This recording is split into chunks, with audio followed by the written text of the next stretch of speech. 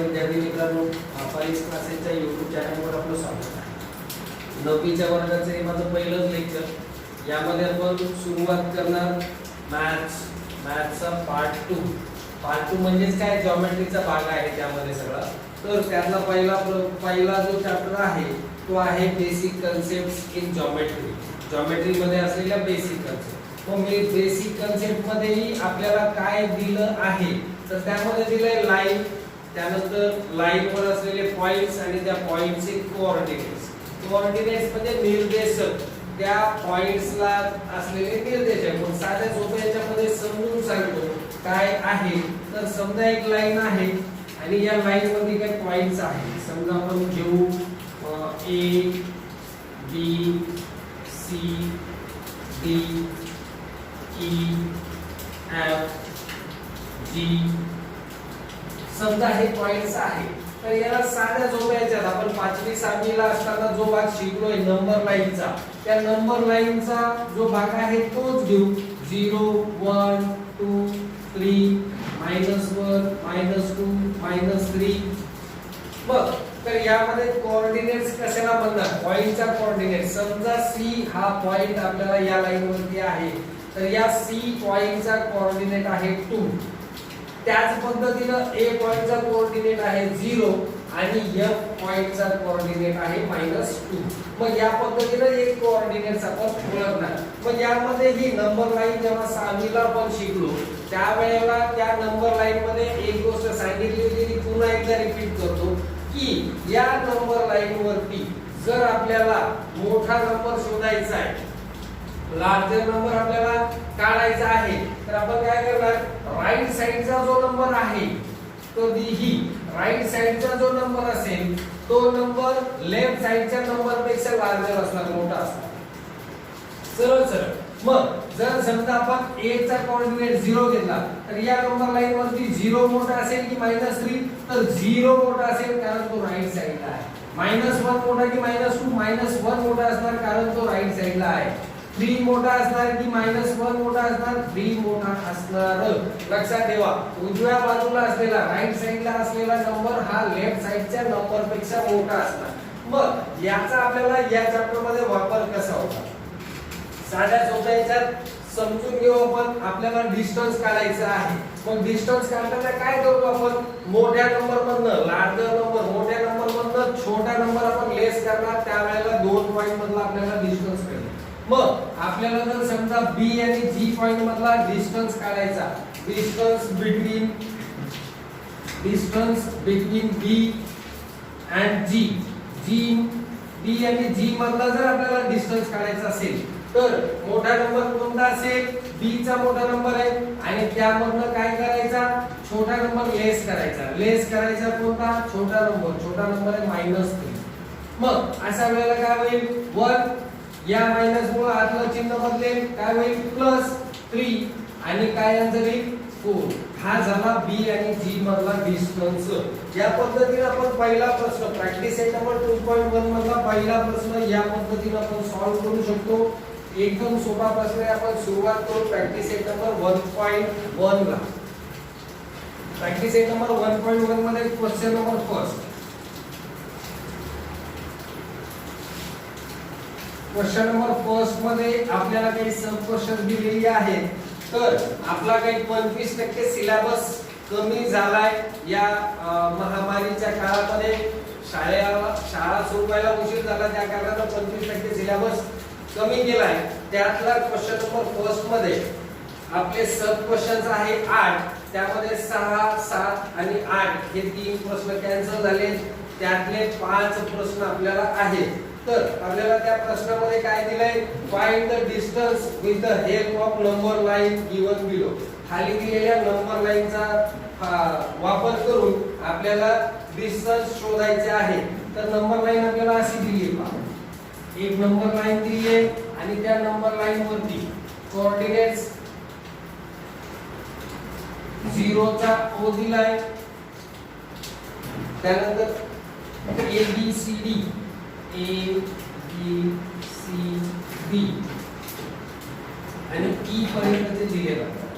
मग काय 1 2 3 4 5. त्यानंतर इकडच्या बाजूला आपल्याला दिलंय H J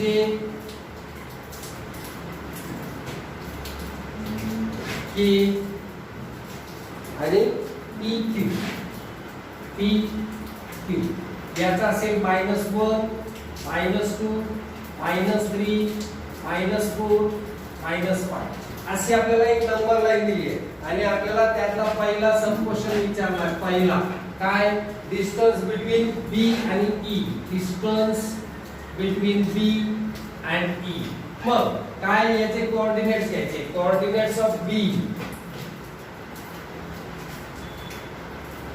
coordinate of point P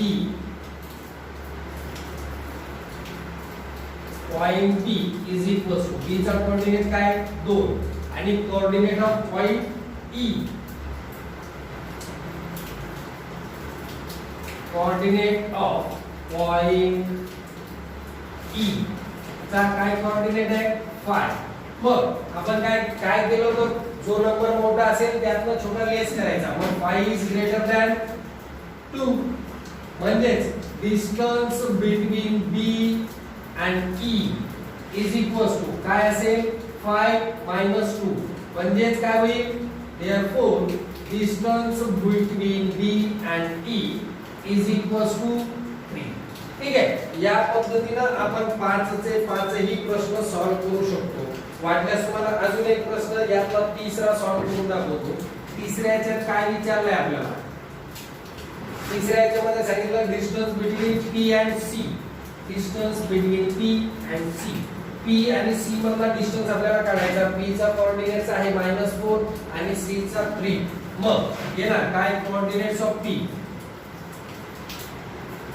coordinate of point P is equal to काय आहे -4 आणि त्यानंतर कोऑर्डिनेट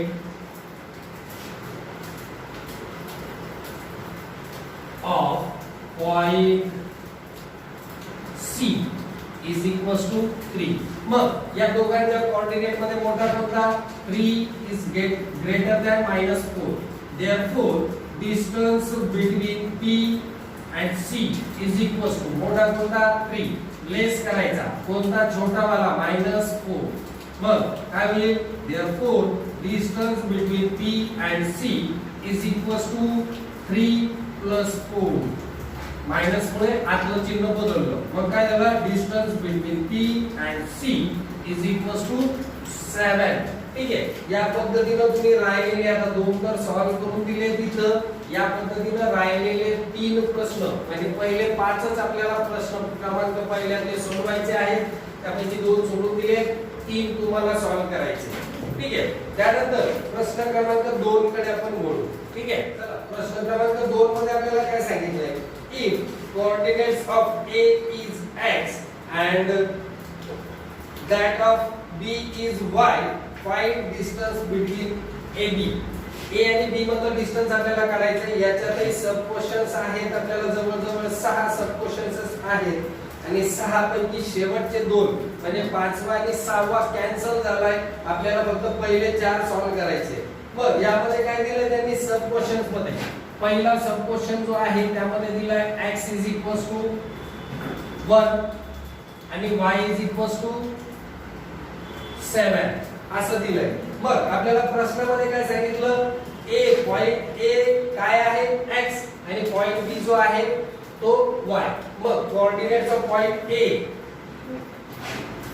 आन्सर मध्ये काय करणार कोऑर्डिनेट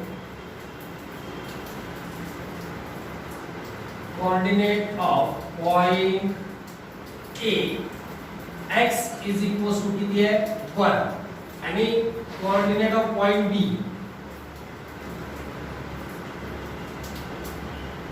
point